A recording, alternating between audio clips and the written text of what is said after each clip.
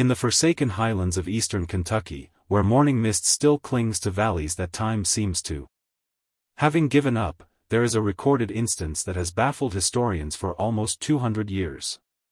In the Reverend Ezekiel Morrison and his twin daughters, Rebecca and Thomas, both 9 years old, Rachel reached the isolated Pine Hollow Baptist Church, a community so remote that its existence was seldom recognized on maps of the time. Everything that transpired during their 3-day stay was painstakingly documented in Pastor William's personal journal. Phillips, a record found in 1987 after the historic church was eventually destroyed. The journal entries detail things so accurately and strangely true that they have been thoroughly examined by contemporary psychologists. But nobody knows how too young it was possible for children to have information that defied all reasonable explanations. Not only did the Morrison twins foretell upcoming occasions, they talked about disasters, detailed people they had never met, and disclosed secrets that had been kept for decades.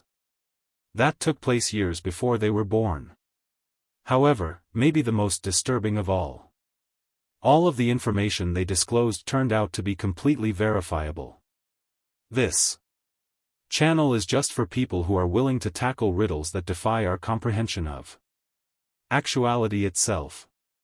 Prior to delving further into the Morrison case, please ensure that you're subscribed, because we're going to find details that most historians refuse to address.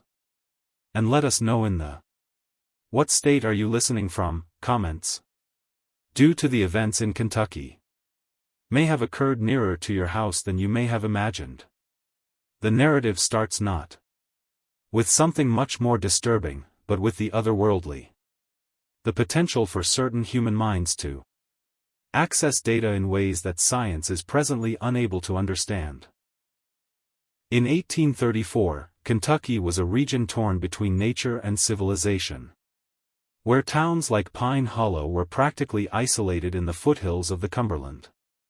This specific 3 families had founded the town in 1818 in search of religious independence from the disputes between denominations that plague bigger cities.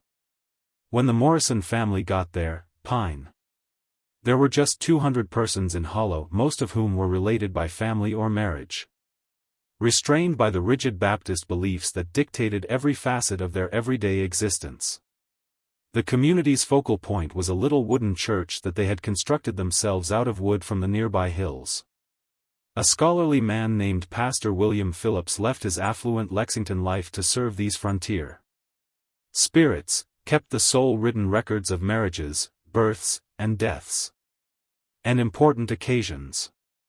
His attention to detail would be essential in recording the events that were about to take place. Ezekiel Morrison was well known through the network of isolated churches dispersed over the Appalachian region. Tall and worn with prematurely gray hair that revealed struggles that went beyond his age of 34. He accompanied his daughters on foot, with just a battered leather backpack that held his Bible and a few personal belongings. Objects, as well as the notebook in which he documented his spiritual insights. Since his wife Sarah passed away during a harsh winter while giving birth to the twins, he had been a widower for 9 years. Storm that had spent weeks secluded their cabin. Rachel and Rebecca, the girls, were quite similar in appearance but temperamentally quite different. Rebecca was born first by simple minutes, had an extroverted personality that attracted people to her right away. She spoke with the assurance of someone much older, and her laughter was sincere and her smile contagious. Rachel. She appeared to live in her sister's shadow, more subdued and perceptive. However, those who paid close attention saw that she frequently started sentences that Rebecca would complete or responded to inquiries meant to. Before Rebecca could reply, she glared at her sister. The Morrison family's origins. Among the speakers on the circuit, Ezekiel was especially notable for presenting spiritual revitalization to churches who are struggling. They heard stories from the cathedral to church Stories of communities settling long-standing disputes, of spiritual backsliders regaining their religion. Revelations that persisted for years after they left. This was ascribed by some to Ezekiel's fervent sermons, but those who paid closer attention saw that the actual transformations frequently started after private talks with the twins. The trip to Pine Hollow had been especially challenging.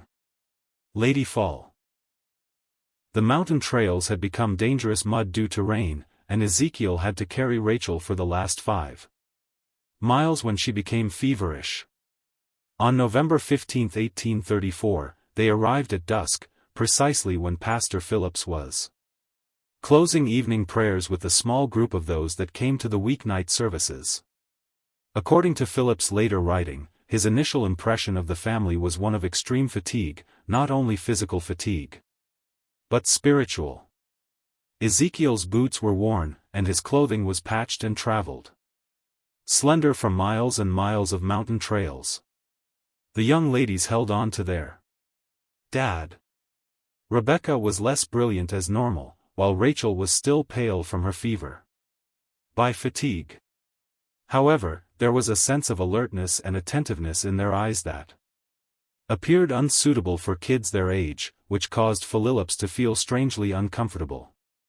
Over the years, the Pine Hollow congregation had hosted numerous itinerant preachers. However, from the start, there was something unique about the Morrisons. On that first night, the family had a straightforward. Rebecca inquired about the pastor's wife's garden at a supper with the Phillips family, specifically asking whether the blight that almost destroyed the roses beside the eastern fence has been overcome. 3 summers ago. Mrs. Phillips was looking at the child in wonder after dropping her spoon. Her beloved flower had been destroyed by rose blight 3 years earlier. Garden, but she hadn't brought it up to anyone outside of her small neighborhood. When pressed, Rebecca merely grinned and mentioned that she had had a dream about flowers while out for a walk. I knew that the most exquisite ones in the county were grown by Mrs. Phillips. The event that was documented in Pastor Phillips' journal that night would turn out to be just the first of several that would call into question all of the Pine Hollow community's beliefs regarding the natural world. The following morning was gloomy and chilly, with a sour wind rattling the windows of the tiny cabin that had provided refuge to the Morrison family. As usual, Pastor Phillips got up early to get ready for the sermon that day. He discovered Ezekiel seated by the fire's dwindling embers, already awake. His Bible was open, but he was looking off into space with a worried expression on his face. The girl's dreams were unsettling. Last evening, when Phillips asked Ezekiel about his troubling mood, he explained. They frequently have nightmares about the locations we will be visiting, but these visions were darker, different. Prior to Phillips answering, Rebecca showed up in the doorway, her eyes fixed and awake, her hair unkempt from sleep. She said, "Pastor Phillips," in a childlike, clear voice. "At your church. Something that shouldn't be there is hidden beneath the 3rd floorboard from the altar," according to Rachel's dream. The pastor experienced a chill that had nothing to do with it, and I dreamed about why it's hidden. To do with the air in the morning. In fact, he had concealed a bottle of whiskey beneath those precise floorboards. That stood for his continuous battle with temptation. Nobody was aware of it. In a moment of weakness, he had put it there. Months earlier, telling himself that rather than removing it, it was better to keep it close, where he could fight it every day. The temptation completely. He had only told God about the secret, which greatly embarrassed him. Private prayers. Phillips inquired, "What exactly did you dream, child?" with his hardly steady voice. From the shadows behind her sister, Rachel came out, walking with that odd. Her actions seemed to be characterized by a silent grace. "It's a brown bottle. It's wrapped in a piece of fabric that was once a baby blanket," she murmured quietly. "A blanket in blue. As if his legs were failing him, Philippe slumped into his chair. The fabric was, in fact, a piece of baby blanket. The blanket that would have belonged to the boy he and his spouse had lost 5 years prior in infancy. As a reminder, he had wrapped the bottle in it. Of his shortcomings. As a pastor and as a father who failed to save his child. Who was unable to overcome his own shortcomings. Ezekiel saw the response of his host with an expression that blended familiarity with pity. It started when they were very young, he said in a low voice. Initially, I believed it to be just. Childish intuition is the ability of young people to perceive things that adults fail to notice. However, their insights were increasingly detailed as they grew older and harder to communicate naturally. Every member of the Pine Hollow Church would remember that Sunday service for the rest of their lives. Though not out of the ordinary for a circuit preacher, Ezekiel's lecture was compelling. A strong appeal for repentance and spiritual rejuvenation. What followed was inexplicable from any logical standpoint. Rebecca went over to Samuel Turner, a member of the congregation, as they started to leave. Affluent farmer renowned for his reputation in the community and his donations to the church. She raised her head. Her naive blue eyes at him and whispered, "Mr. Turner, the money you've been. If you put it back, taking from the church collection isn't really theft, is it? Papa claims that God pardons people who remorse." Turner's face lost its color. He had been skimming for 6 months. Tiny sums from the collection plate to pay off debts from a business endeavor that didn't work out in Louisville. Vowed to replace every pound as soon as his financial circumstances improved, but the money that had gone missing had been eating like a cancer at his conscience. Before Turner could answer, Rachel approached her sister and stood next to her, speaking to Martha Whitfield, the elderly widow who was the church's unofficial moral authority. "Mrs. Whitfield, don't you think your husband survived the agricultural accident? He's still alive." The old woman staggered as she said, "You hide the letters because you're alive somewhere." If she could pass out. Her husband had, in fact, stolen their savings and left her and their kids 15 years prior. And going missing one evening without a reason. She had made up the tale of his unintentional death to protect her honor and her children's prospects in society. The letters Rachel referred to were the sporadic ones she got from him asking for pardon, and she had never mentioned them to anyone, but she was telling him about his new life in Missouri. The twins made their way through the assembly one by one, whispering to different people. To Dr. Hayes, they cited patients who passed away while under his care as a result of his inadequate medical education. To the Miller family, they talked openly about their kid, a young man whose simple thinking embarrassed them, who they kept concealed in their attic. In front of their neighbors. They told young Thomas Brett about his covert rendezvous with Elizabeth Carter, the married woman whose husband was constantly on the road for work. Was given in a childlike manner, devoid of bias or malice, as though the girls were merely exchanging weather observations, yet their remarks were so accurate that it seems inconceivable that the congregation was paralyzed with wonder and fear.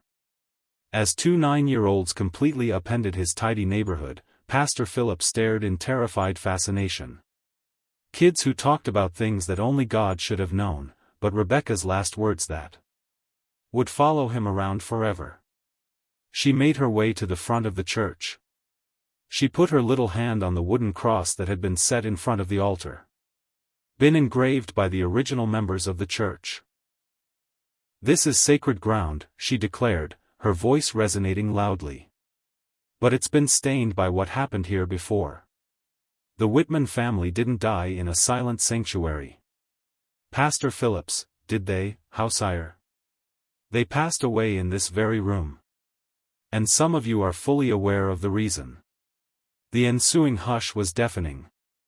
As though nature itself was waiting for someone to react to this, even the wind outside appeared to have stopped. Unfeasible charge. The church was physically shaken by the information of the Whitman family. Blow. With a countenance as white as morning frost, Pastor Phillips held on to the pulpit so.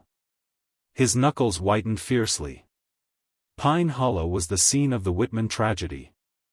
Innermost secret, a pain that, in spite of 16 years of quiet among everybody, Pine Hollow was still a struggling community in 1818. The Whitman family had been one of its most notable members, out of hardly 50 persons. Jacob Whitman was both.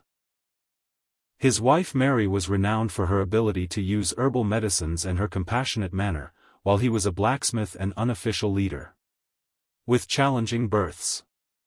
Hope and Faith are their twin daughters. Had been the neighborhood's sweethearts, intelligent, lovely 9-year-old girls who assisted and sang in the church chorus. Their mother takes care of the ill. The official narrative, as documented in.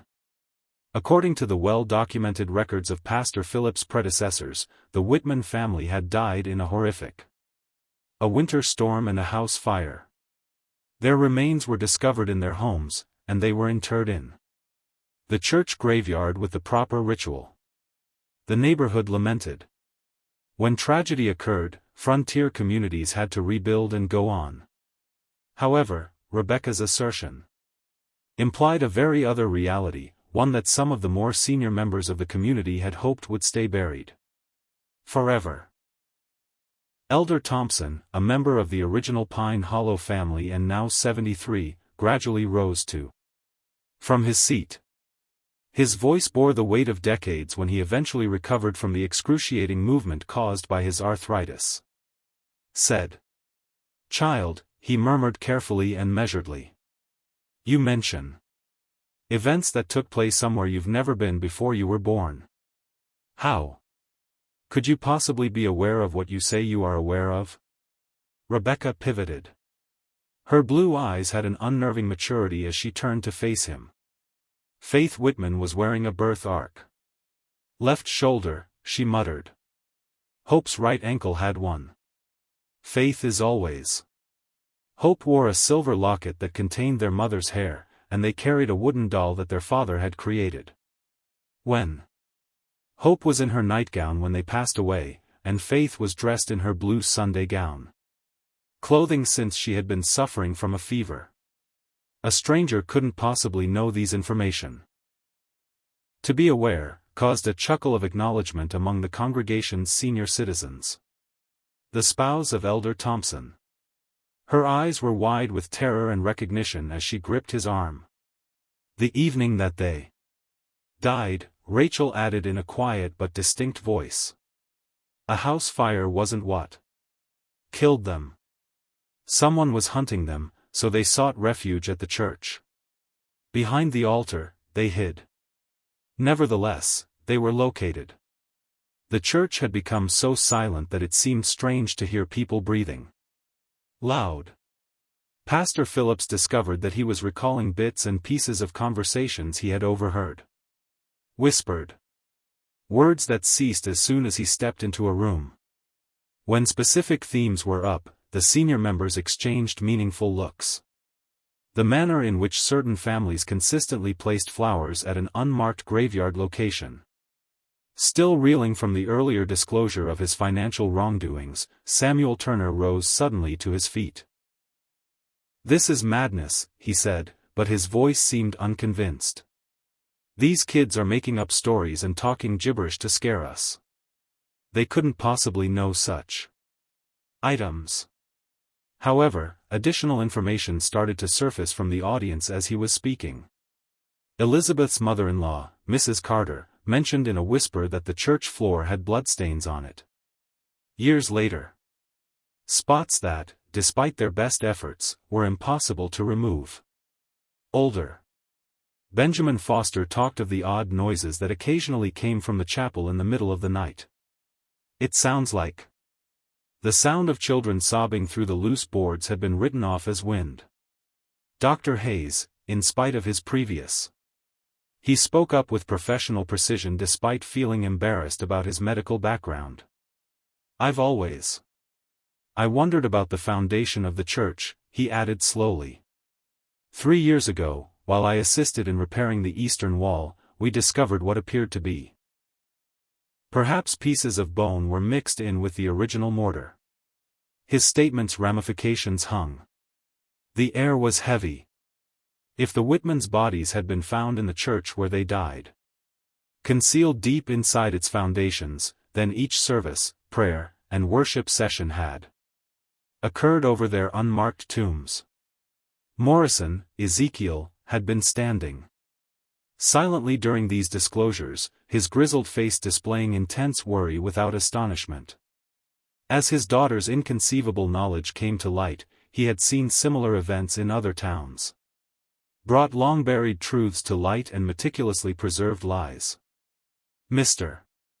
Morrison," remarked Pastor Philip in a strained tone, "how are these things known to your daughters? What kind of gift enables them such wisdom?" Ezekiel remained silent for a while, observing the congregation's faces before answering. "For years, I've asked myself that question every day," he said at last. Sarah, their mother, asserted that she had the second sight, the capacity to perceive things that are not normally perceptible. However, the girls' experiences are far-reaching. More than Sarah ever showed. They have dreams about areas they haven't been. Talk about persons they've never met and give no information regarding their prenatal history. He stopped and looked at his daughters with a mix of deep sorrow and tenderness. "I initially thought it was a blessing. A gift from God that would enable me to serve people in need. However, as time has gone on, I've started to question whether it's something quite different. There is a price for the knowledge they have. They bear the burden of all people's secrets. Everyone's suffering. They are aware of things that kids shouldn't be exposed to." As the twins moved to stand together in front of the church as if their father had called them for the first time, they appeared just like the youngsters they were. Once more, the church fell silent, but this time it was due of people's silence, struggling with ideas that contradicted their basic conception of reality. A few expressions were skeptical. Others are afraid, while yet others hold out hope that death would not be the end they had always thought it would be. To exist. Pastor Phillips was at a turning point that would determine the remainder of his ministry. He may reject the twins' assertions as intentional or mere childlike fiction. Dishonesty, protecting the community's well-preserved order. Or he might go after the truth, wherever it took him, and run the danger of uprooting the roots that Pine Hollow had been constructed. None of them could have predicted the unexpected implications of the choice. That night, as the shadows grew longer over Pine Hollow's winding lanes, Pastor Phillips was unable to focus on his customary nightly prayers. The twins' disclosures had deeply shook him, not only due to their correctness but also because they made him face issues he had been staying away from for years. 5 years prior, he had come to Pine Hollow, excited to serve God in the desert and to get away from the theological disputes that afflicted the larger, more established churches in Cuckee towns. Pastor Moriah Hayes, his predecessor, had left behind thorough birth, death, and important event records, but Phillips had consistently identified holes in the early settlement's records. In particular, the winter of 1818 appeared to have surprisingly few documented details. There were reports of severe weather, a lack of supplies, and the passing of a number of senior citizens, yet the tragedy of the Whitman family was merely addressed in passing. Mary Whitman, Jacob Whitman, and their on the evening of December 21, Hope and Faith, twin daughters, died in a house fire. Their physical remains were devoted to the earth in a fitting Christian ritual. What had always caught Phillips' attention as it was odd that there was so little information regarding such a big event. Hayes, pastor, had documented even small instances with thoroughness. However, the loss of a whole family, especially one as notable as the Whitmans, had been documented with a remarkable lack of detail. Dedicated to comprehending what the Philip started looking through the church's archived documents with fresh eyes, examining what the Morrison twins might have discovered. Buried under years' worth of accumulated paperwork. A tiny leather journal that he had never seen before was found. Although the pages were delicate and discolored by water, Pastor Hayes' handwriting was unmistakably his. What Phillips was reading. That night's candlelight will permanently alter his perception of Pine Hollow's past. According to the journal, Pastor Hayes had been extremely disturbed by the Whitman situation. Death in the family. According to his private notes, Jacob Whitman had discovered there was something unsettling about some of the community's members, something important enough that he had demanded a public admission and apology. The nature of the discovery wasn't. Although it was stated explicitly, Hayes's records implied that it contained financial irregularities and perhaps even worse. The evening of December 20, 1818, Jacob Whitman reportedly faced a contentious discussion with a number of neighborhood leaders that continued until after midnight. Hayes described elevated sounds, allegations of corruption and thievery, as well as threats of publicity that would ruin some of Pine Hollow's most esteemed households. The last entry, which was made on December 22, was quite eerie. "We are all forgiven by the Lord for our actions." Jacob arrived with his family at the church looking for safety, but they were pursued. Then I heard the kids sobbing. Quiet. We discovered them exactly as we had left them in the morning. Senior Thompson and the others argued that the truth would ruin us all and that we must save the community's future. I've accepted their proposal. May God spare my soul. Phillips put the diary down with handshakes. The ramifications were astounding. The Whitmans hadn't. They had been killed in the church itself, and the leaders of the community had plotted to have them killed in a house fire at all. Conceal the murder, but how were the Morrison twins able to learn specifics that had been concealed for 16 years? How could they explain the kids' attire, personal effects, and physical qualities with such accuracy? His thoughts were cut short by a Rebecca was standing in the moonlight when he opened his door after hearing a gentle knock. She was still dressed simply, but her hair was styled in a nice braid as though she had been up and getting ready for something. "Pastor Phillips," she began in her infantile, unambiguous voice, "you discovered. Did you not read Pastor Hayes's journal? The one he concealed in the foundation under the loose stone."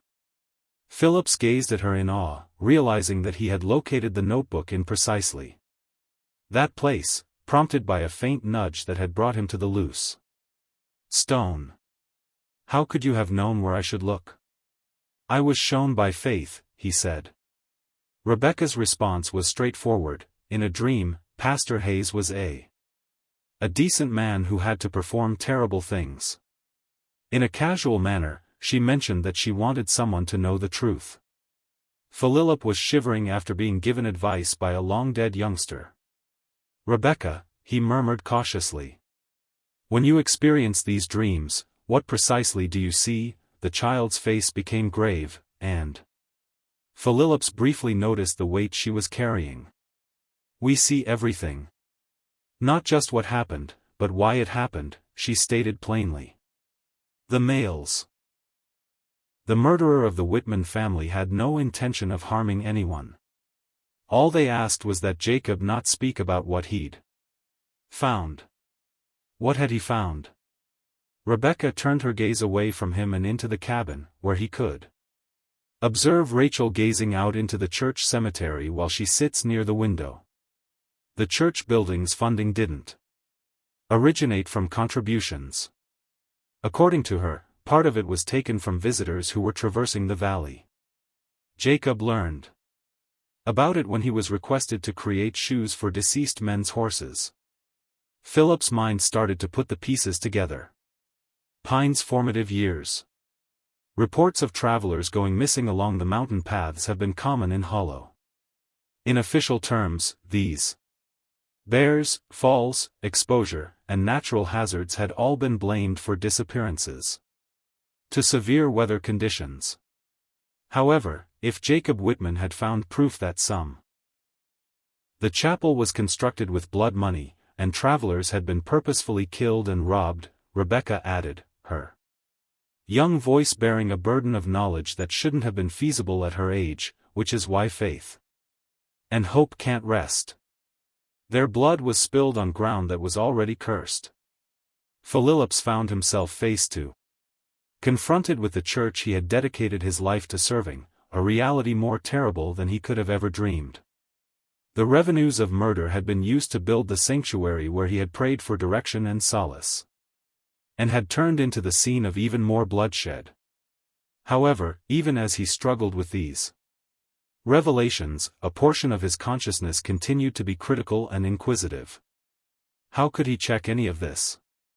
How could he distinguish between supernatural knowledge and an elaborate deceit? The response would arrive sooner than he anticipated, and it would come from someone who would refute any logical justification he could have come up with. The following morning, an unexpected visitor to Pine Hollow. As the Morrison family prepared for their departure, their intended 3-day stay having already been prolonged to make room for the shocking disclosures on Sunday, a lone horseman, a man in his 50s, was riding the Eastern Trail as he reached the settlement. Dressed in town folk attire and exuding an air of authority and intelligence, he addressed himself to Pastor Phillips. Played Lexington solicitor Thomas Brennan, who had been looking for details about what had happened at Pine Hollow since its inception. I am the estate's representative. As Brennan accepted Phillips' hospitality, he gave the explanation of one Marcus Webb. We discovered paperwork indicating Mr. Webb had business dealings among his belongings after his recent death in Louisville. Early interactions with this community. I'm trying to track out the allocation of some funding that might have been moved erratically. Phillips's blood froze. Marcus. One of the travelers who vanished was Webb, whose name had surfaced in Pastor Hayes's covert journal in 1818 and 1819, along the mountain trails.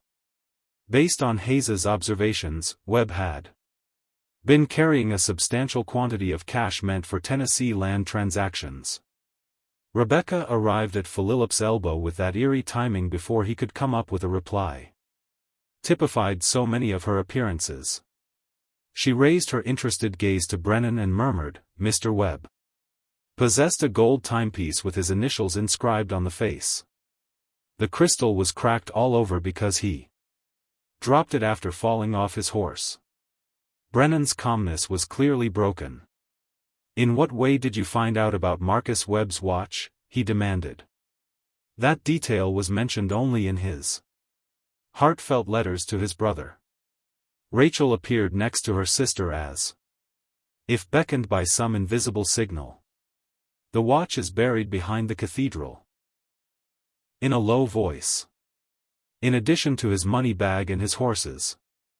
Following the events on the route, Elder Thompson placed them there for the wedding. Like a physical punch, the implications hit Phillips. If the twins were right, if Marcus Webb's personal impacts were in fact hidden behind the church, demonstrating that their expertise went well beyond what a typical child could own. More significantly, it would offer concrete proof of the crimes that had financed the first establishment of Pine Hollow. Brennan got off his horse quickly. "I insist that we dig up the area as soon as possible," he said. "If these kids' claims are accurate, we're facing evidence of murder and robbery." Elder Thompson, who had been watching the conversation from afar, came over with considerable reluctance. At 73, he was the only remaining member of his wrinkled features revealed a blend of the original leadership group that had taken the judgments in those early years. Thompson remarked, "You speak of things you don't understand, stranger, with resignation and defiance. This community was built by God-fearing people who did what they had to do, he said, his voice bearing the power of age and position. Had to do in order to survive in the wild. Murder is not justified by survival. If these accusations are correct, then the entire settlement was based on illegal activity, Brennan shot back. Rebecca's disturbing blue eyes, which appeared to see too much, were fixed on Elder Thompson. "Mr. Thompson," she said. "After the first year, didn't the nightmares stop coming?" she whispered softly. "That must imply God, you convinced yourself." "Child," Thompson said as his facade broke down. "Had forgiven you. There is no one who is aware of the dreams in which Marcus Webb pleaded with you to release him," Rachel went on, her quiet voice echoing in the morning air. "Roughly how? Every night before you go to sleep, you see his face." The elderly guy collapsed into a nearby tree stump as though his legs might stop supporting him. He broke off. "It wasn't supposed to happen," he said. "We intended to just take the money. Winter was approaching, our children were ill, and we were going hungry, but Webb resisted." Then his confession hung in the air like funeral fog, and Pastor Phillips became aware that he was seeing the disintegration of what he had held about his faith, his church, and his community. After remaining silent during these revelations, Ezekiel Morrison finally said, "The truth has a way of. My daughters don't pick what they reveal," he replied softly. "They are only channels for information that needs to be heard." Brennan didn't take long to set up an excavation party. In a matter of hours, a number of community guys were excavating. Following the twins' exact instructions behind the church, Pastor Phillips observed with increasing apprehension, aware that every shovelful of dirt moved them one step closer to the proof that would demolish Pine Hollow's well-created mythology. They didn't have to dig deep. 3 feet below the surface, their shovel struck something metallic. They found a tarnished gold pocket watch after carefully cleaning away the dirt. As Rebecca had mentioned, the crystal did break, and the initials MW were clearly visible within the cover. A leather money bag was placed next to the watch bag, its contents long since degraded, but its presence evident. The horse's bridle, though, despite being rotten from years of burial, it was still identifiable as what it had been. With the painstaking precision of a man used to constructing legal arguments, Brennan scrutinized every item. "This watch is exactly what Marcus Webb described in his communication," he said. "The etching, the odd chain link, and the crack across the crystal are all exactly as his." It was detailed by the sibling, but the most incriminating corroboration came from Elder Thompson's response. Gazed at the recovered objects with a ghost-seeing look, his lips quivering in what may have been prayer or confession. At last, he stated, there were others. His voice scarcely audible. Webb wasn't the first, and he wasn't the last. The path across these mountains was ideal for our needs. Regular travelers arrived, typically by themselves, frequently carrying cash for commercial or real estate transactions. The extent of the atrocities was coming to light. Hard work and divine providence have not created Pine Hollow. It had been funded over the course of years by a methodical campaign of murder and robbery. However, even as the evidence grew, Phillips was forced to consider issues that went beyond the specific offenses. How were the Morrison twins aware of information that should not be known by anyone alive? How would they characterize their victims? Never met. Crimes committed prior to their birth, the sites of proof that had been kept secret for decades. The responses would turn out to be more unsettling than any logical justification. They would make him face the prospect that death was not the end of everything he had built. He'd always thought it was an ending. The sun was sinking over Pine Hollow when twilight, illuminating the dig site and the church cemetery beyond with lengthy shadows, Philips recognized that we stood at a crossroads. The truth was finally emerging after 16 years of deliberate deception.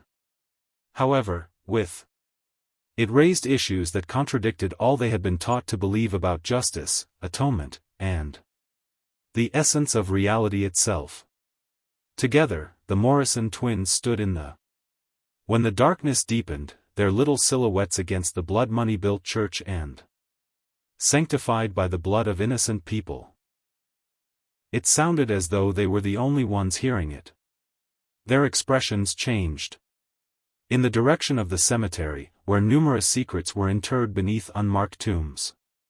Even though there would be reckoning tomorrow, tonight was for the deceased, who had at last found their voices via 2 9-year-olds with knowledge that defies all reasonable explanations. As the bleak and chilly dawn arrived over Pine Hollow, a group of officials from the county seat. News over the past few days revealed that discoveries had traveled quickly, and Solicitor Brennan had gotten in touch with the police right away. By the middle of the day, the tiny village was home to 2 territorial judges, a county sheriff, and FBI agents who had been looking into the disappearances of tourists on the mountain paths for years. A severe man with silver hair and sharp gray eyes, Judge Harrison had set up his makeshift court within the church. A decision that seemed sadly suitable to Pastor Philips, considering the blood-stained past of the building. The community as a whole had been called to what would be hearing as well as accounting. Elder Thompson, clearly in good health, sitting in the front pew, decaying under the weight of his confessions, with 2 other old men at his sides who had served on the first leadership council. Their faces displayed the male hollowness, who had too long held horrible secrets. However, the Morrison twins were the ones who attracted the greatest attention. At first, Judge Harrison had doubted allegations that 2 kids had superhuman understanding, but the revelations of the day before had made him rethink. He had been up all morning, conducting separate interviews with them to find out how they might have knowledge of specifics regarding incidents that occurred before their babies. Judge Harrison remarked, "Rebecca Morrison," his voice resonating in the church made of wood. "Please explain to this court how you were able to locate effects belonging to Marcus Webb." Standing in the witness area, Rebecca looked quite tiny underneath the burden of adult supervision. "In a dream," Faith Whitman informed me. "Simply put," she stated, she said the males who she wanted everyone to know the truth, and the people who killed her family were also the ones who killed the tourists. "And you? How do you know details about events that occurred years before your birth, Rachel Morrison?" the judge said. Rachel answered, her voice almost audible. "The 2 of you have dreams. Us. We witness the events as though we were present, and we can sense the horror in people's eyes. We can sense their suffering as we hear their final words." Judge Harrison moved forward in his seat. "Are you saying that you can speak with the dead?" Ezekiel Morrison got up from his seat. "If it's okay with you, my daughters have never asserted that they comprehend their abilities. They just share their experiences. I've seen them offer precise information that they couldn't have gotten about the dozens of villages we've visited via standard methods." Sheriff Mackenzie, a pragmatic individual, spoke directly to the twins and was more interested in the proof than in allegations of supernatural activity. "How many individuals died along these mountain trails, do you know?" Rebecca and Rachel traded one of 11 guys over 3 years, the majority of whom were traveling, exchanged meaningful looks before Rebecca responded. One was a pastor who was alone with funds for business endeavors or land purchases. Similar like Papa, but he had gold coins stitched into his saddle. The assembled crowd murmured in response to their response, and Rachel carried on where her sister had left off. Samuel Collins was the preacher, and his tag team delivery was as eerie as ever. He was going to. He rode a bay mare with a white star on her forehead to start a new church in Tennessee. Sheriff Mackenzie's face became pale when he discovered the entry in a battered notebook he had taken from his coat. He was searching for Samuel Collins, who vanished in September 1819 along this path. Verified. His horse's description precisely matches what we have on file, but it was. What transpired next that would rock everyone in attendance to their core? Elder Thompson stumbled to his feet, his hands shaking with age and remorse. His voice shaking, he added, "Your Honor, I can no longer bear this burden. The entire thing these kids say is accurate, but there's more to it than the killings we committed. With the exception of the sound of the wind blowing through the Whitman family," Thompson added, crying, "the sound of loose boards and the distant cries of a hawk circling overhead, flowing down his grizzled cheeks. They didn't simply find proof of our wrongdoing. Jacob Whitman was I told my brother-in-law what we were doing, assuming that he would remain silent out of loyalty to his family, but Jacob." Pastor Philip sensed that everything was swinging against him as Thompson's loyalty was overshadowed by Jacob's guilt. Jacob threatened to expose us all unless we made amends after the confession to the deceased's families. He promised to travel himself to Lexington and inform the territorial. We couldn't allow that to occur because too many families relied on. Thompson's voice faded to a whisper, "What we had built here." On the evening of. We accompanied the Whitman family to the church on December 21, 1818. Jacob had believed that the Holy Earth would shield Mary and the twins, therefore we were desperate men with. Rebecca had remained motionless during Thompson's confession, her youthful face. "Tell them about the babies," she replied quietly, looking pale but determined. "Dear God," Thompson wept as his entire composure broke. "How could you? Are you aware of the babies?" Harrison leaned forward and said, "Judge. What? Infants? Man, explain yourself." "Mary Whitman had a child when we killed her," Thompson murmured, as if the words were tearing out of his throat. The doctor added that she was 8 months pregnant with twins. If we had received assistance instead of him being unable to complete the sentence, they might still be alive today. The startled stillness was broken by Rachel's calm voice as she walked forward, which is why we can see. Faith and Hope Whitman were not the only children who perished that night, their unborn sisters also perished. Everything was very obvious. For souls pleading for justice died with them. Theological ramifications of Rachel's. The crowd was shocked by the twins' words. If the twins were somehow resonating with the spirits of the dead Whitman offspring, including the unborn, it implied a comprehension of the afterlife, which questioned core Christian beliefs. Dr. Hayes, the community's informal. "I assisted with the burial," he stated softly after finding his voice as a physician. "Although we discovered proof of the pregnancy, we convinced ourselves that the infants were too immature to have souls. That they wouldn't require appropriate burial privileges. God values all souls. Ezekiel. Every life, no matter how short, has eternal significance," Morrison remarked firmly.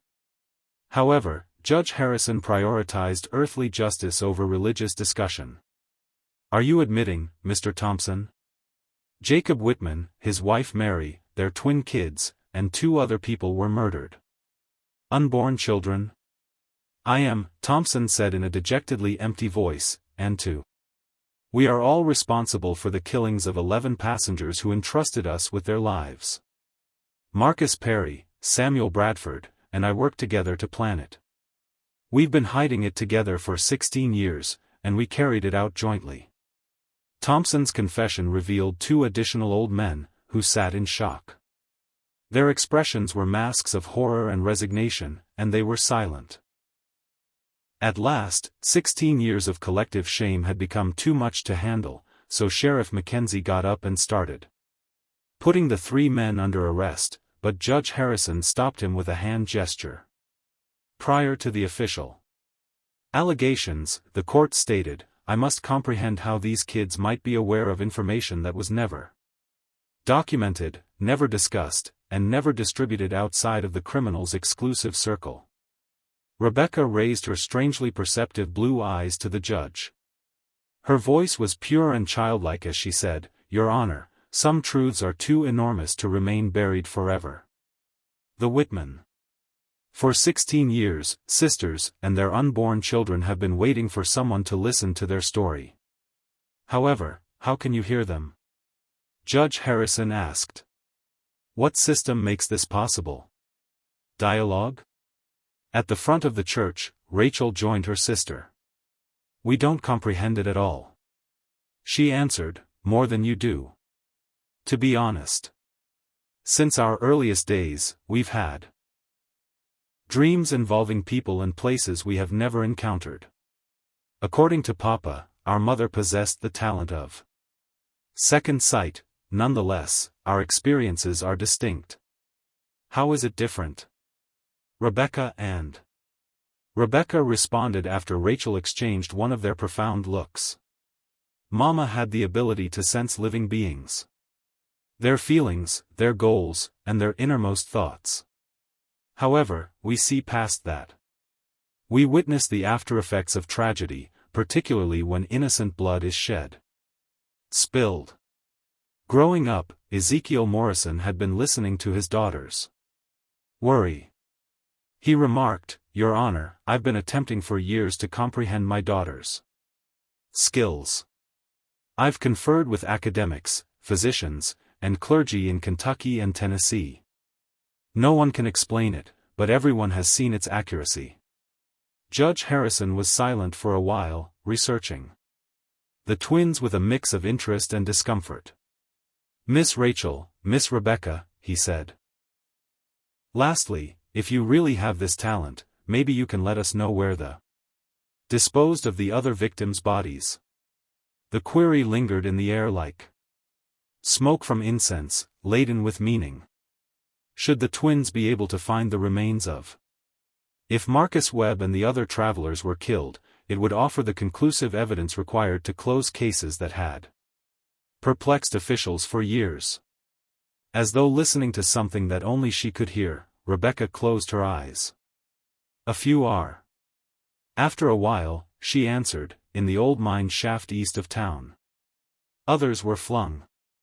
3 people were buried in Devil's Creek, where the current is the deepest. Below the floor of the church. The foundation stones mingled with their bones. The disclosure that the cathedral itself had 3 murder victims buried beneath it caused the congregation as a whole to shudder.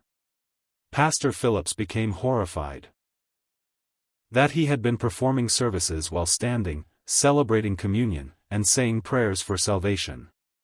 Right on top of the unmarked graves of guys who had done nothing wrong. Sheriff Mackenzie turned to face Judge Harrison for guidance. Your Honor, in order to confirm these allegations, we will require to dig up the actual church floor. And we will, said Judge Harrison glumly. I want to know the whole extent of these offenses first, though. He returned his attention to Thompson, elder. The money that was taken from these victims is where? What was carried out with their belongings? Thompson made a feeble motion toward the surrounding church structure. Everything proceeded toward creating our community. Blood money was used to build the mills, the church, and the school. We said we were transforming something bad into something good, and God would pardon us if we utilized the funds for morally upright goals. Judge Harrison also asked the families of the victims. Did any of you think about what about the parents, spouses, and kids who never found out what happened to their loved ones? The response came from Rachel, her youthful voice with a melancholy tone that didn't seem right for her age. Marcus Webb has 2 small sons and a wife named Elizabeth. Collins, Samuel, was Catherine, who waited for him until she passed away from consuming alcohol 3 years later, was the lady he was engaged to. The majority of families of the others grieved and hoped for years without finding closure. The specificity of her information about the victims' personal lives was possibly the most frightening feature of the entire ordeal. There was more to these than names and dates. The twins discussed the killed guys as though they had known them personally, as though they bore the burden of their unmet aspirations and abandoned obligations. Judge Harrison took a position and spoke to the gathered mob. This court will adjourn while we thoroughly examine the allegations created here today. Sheriff Mackenzie will oversee the church's excavation floor and the exploration of the sites that the Morrison kids had pointed out. Marcus Perry, Samuel Bradford, and Elder Thompson will all be held until official charges are filed. The gathering started to leave in startled silence as the 3 elderly men were carried away in chains. 16 years of. In a single morning, meticulously tended lies had fallen apart, revealing a community to struggle with the realization that their whole existence was based on deception and murder. For Pastor Phillips, however, the most unsettling queries were left unaddressed. How were 2 9-year-olds able to have information that violated all the laws of nature? What did their abilities provide insight into the nature of death, the enduring nature of awareness, and the potential for contact amid both the living and the dead?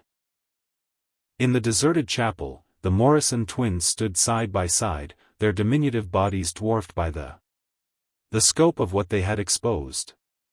They appeared worn out and depleted from the emotional strain of releasing so much suffering and unfairness. "Papa," Rebecca muttered. "Can we leave now? It's difficult to keep everyone straight as the shouts become louder." With his grizzled face displaying profound worry for the weight they bore, Ezekiel Morrison huddled his daughters close. "Shortly," he said. "However, we must first assist these individuals in comprehending what you've displayed them." Sharp shadows were created across the church graveyard as the sun rose above Pine Hollow. The building's excavation site, the neighborhood was ready for discoveries that would call into question all they believed they were aware of: justice, atonement, and the long-term effects of deeds on earth. After 16 years of darkness, the truth was finally coming to light. However, it came with questions that would live on in the memories of everyone in attendance. It took 3 days to excavate the chapel floor in Pine Hollow, methodically carrying out Judge Harrison's.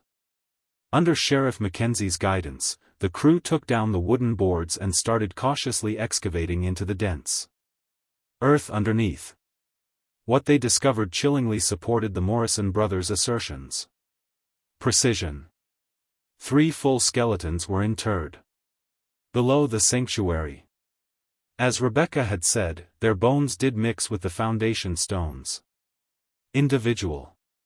The effects discovered with the remains were consistent with descriptions of missing persons reported as early as 1818 and 1819. A landowner named Joshua Patterson owned a gold ring with the initials JP on it, drawing territorial boundaries after the surveyor vanished. A knife with a silver handle was recognized as belonging to William Morse, a merchant who had been sought after by his family in 3 states. However, the most unsettling proof of the twins was found in the 3rd set of remains. Not possible. Understanding. The unique copper cross that was wrapped around the skeleton's neck had been extensively detailed by Robert Chen's family, a traveling missionary who disappeared while transporting funds for a new church in Tennessee. As every bit of evidence was meticulously categorized, the extent of Pine Hollow's transgressions became evident. There had been no single instance of desperate violence, but a well-planned, years-long operation of robbery and murder. Judge Harrison spoke to the reassembled group, his silver hair appearing to have turned more gray during the probe. Community on the fourth day. This court has overwhelming evidence, he declared. 11 men were. Between 1818 and 1820, people were killed along these mountain trails.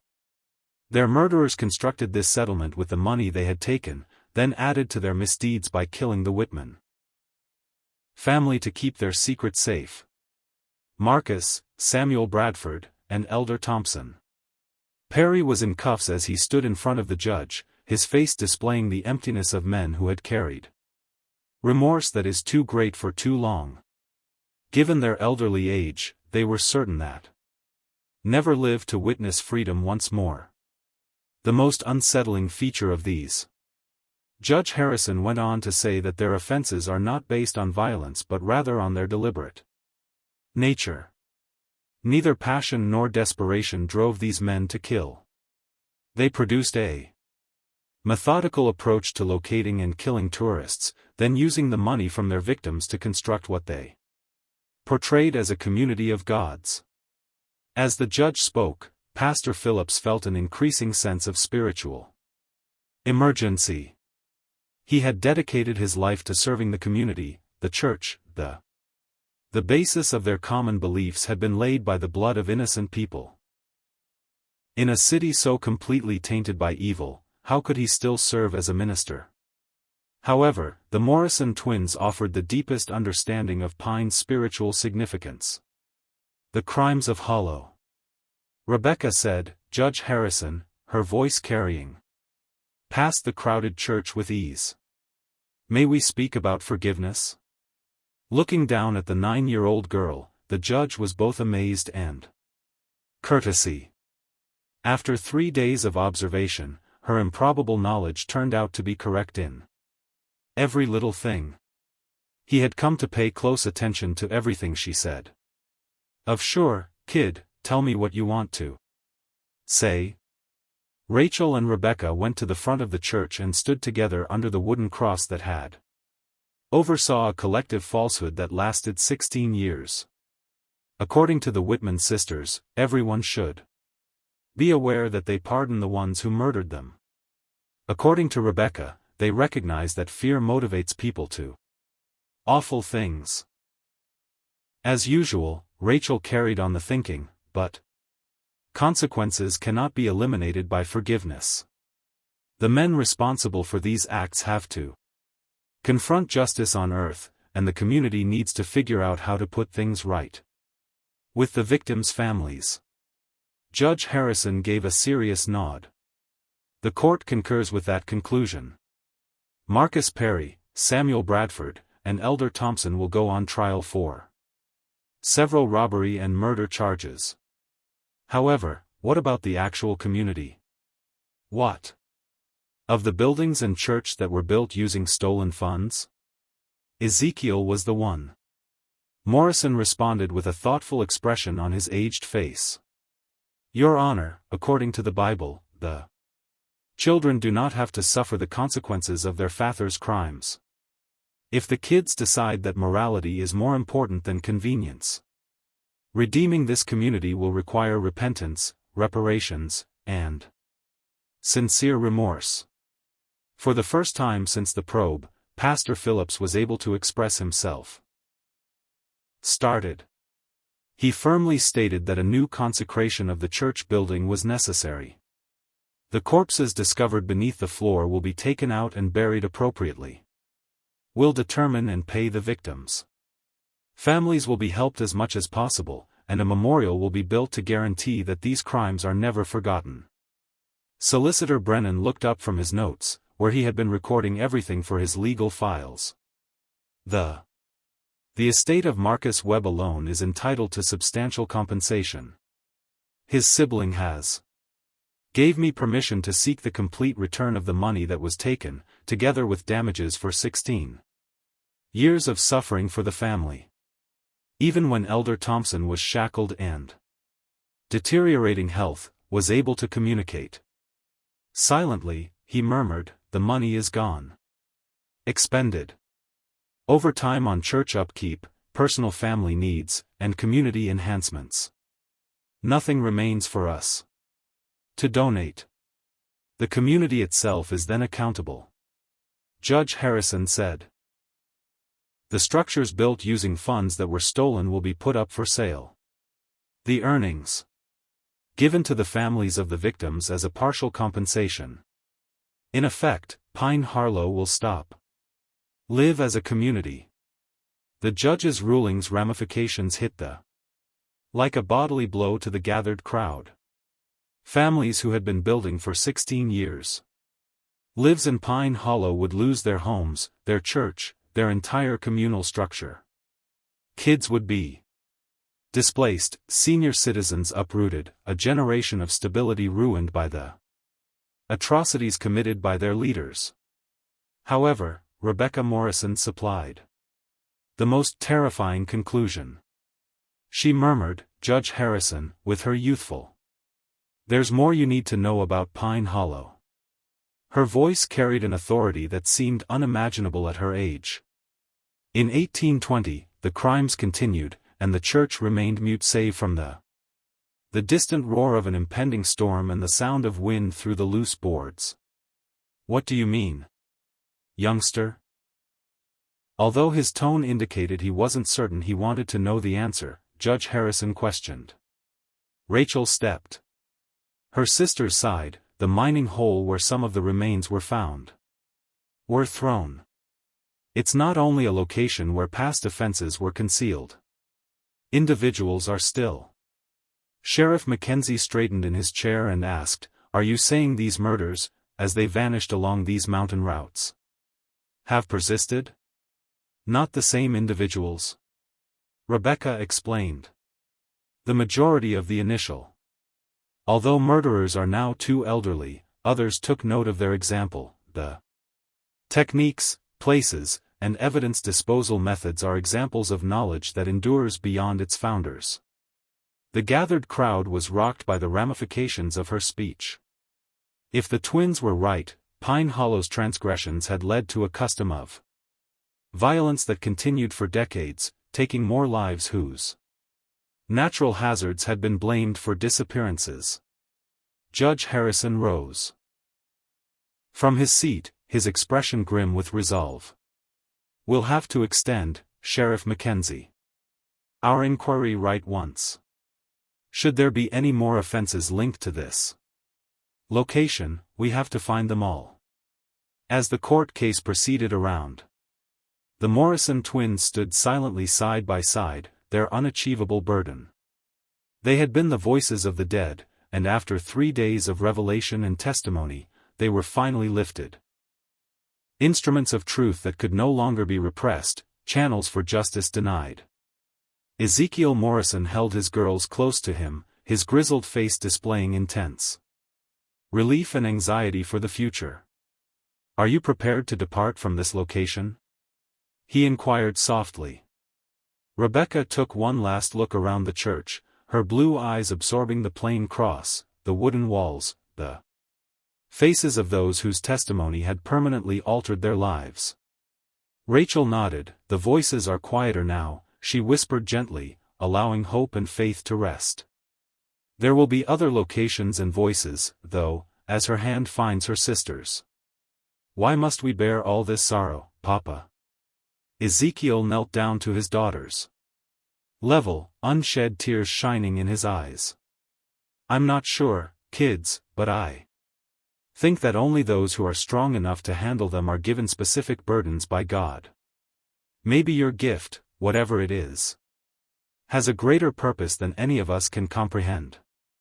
As the Morrison family was ready to go Pine Hollow, bringing their dreadful knowledge and enigmatic skills with them, Pastor Phillips had to make the hardest choice of his ministry. Should he stay and assist them, restore what was left of the community's ruins, or should he leave a location so heavily polluted by?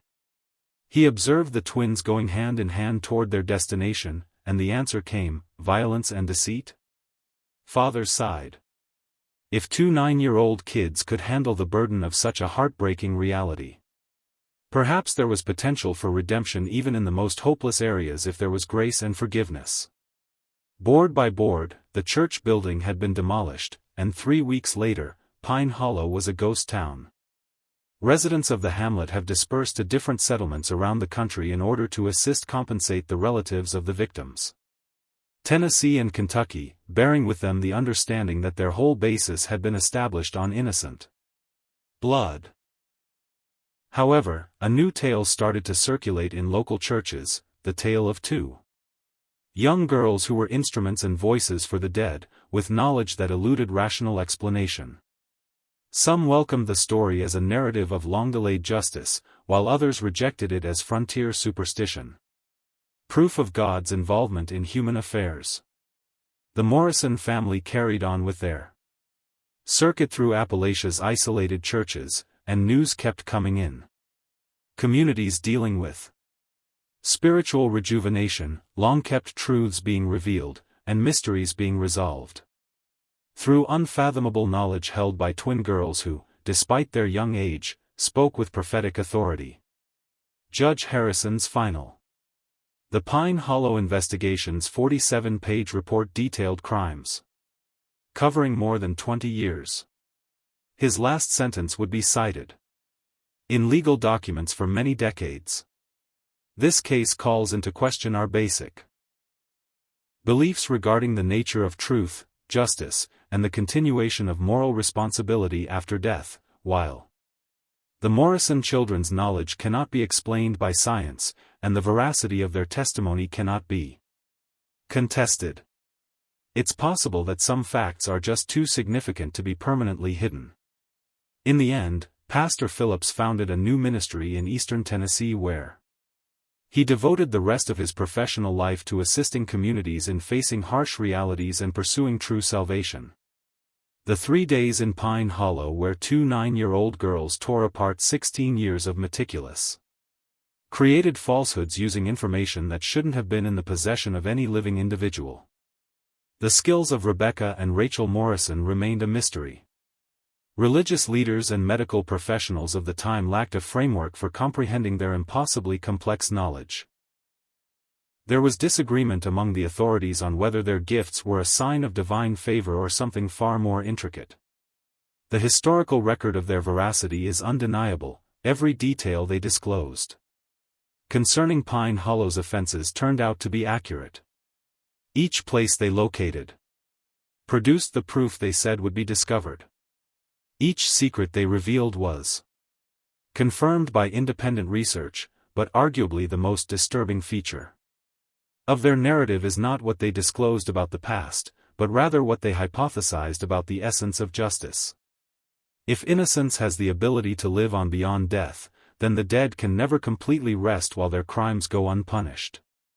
And insist on responsibility, then perhaps our comprehension of moral consequence goes well beyond the confines of the Morrison twins disappeared from earthly life. Historical documents from the 1840s. Their destiny is as enigmatic as their skills. Some claim they carried on with their father's ministry until their own passing, acting as truth-bearers in American communities. Frontier. Others think they eventually figured out how to keep their awful talent to themselves, and led peaceful, typical lives apart from the circuit churches where they were known for had been founded. However, in isolated Appalachian communities, when ancient atrocities go unpunished and old secrets continue to fester, travelers occasionally describe seeing twin sisters who are knowledgeable about things that no living person should know. With comfortable familiarity, the deceased uncover secrets that have been hidden for generations, and serve as a reminder to the guilty that justice is not limited by mortal law. Whether the same Morrison twins are represented by experiences, their spiritual heritage, or something else entirely. Mystery that neither faith nor science can adequately explain. What we do know. Truth, like energy, cannot be created or destroyed, that much is known. Only changed from one state to another. And occasionally, just occasionally, it locates voices ready to speak for people who are unable to do so for themselves. The Pine Hollow. Information is still available in the Kentucky State Archives for those who want to confirm the remarkable Assertions stated in this story, the careful documentation of Judge Harrison, the evidence reports of Sheriff Mackenzie, and all of Pastor Phillips's personal journal support the key details of this situation. However, the more profound enigma, the query of how two 9-year-old kids might be able to speak for the dead and have unknowable knowledge, but it remains as unresolved today as it was in 1834. It appears that some truths are bound to stay outside the realm of human comprehension, being in that liminal space between faith and reason, where we are still unable to solve the deepest mysteries of life. In your opinion, did the Morrison twins actually speak to the ghosts of murder victims? Do you think their understanding possibly be explained by natural processes that we just don't understand? The data backs up their veracity. However, the origin of their skills continues to be one of the most intriguing unanswered questions in history. What do you think about the Morrison twins? Leave a comment below. Do you think that death marks the end of consciousness, or are you courageous enough to think that? Does their incredible knowledge have a logical explanation? Remember to subscribe for more riddles that. To ensure that you never miss news like these, challenge everything we believe to be true and press the notification bell. 1. Keep in mind that some secrets will not remain hidden forever till the next time. And often the most terrible truths are revealed by the most innocent tones.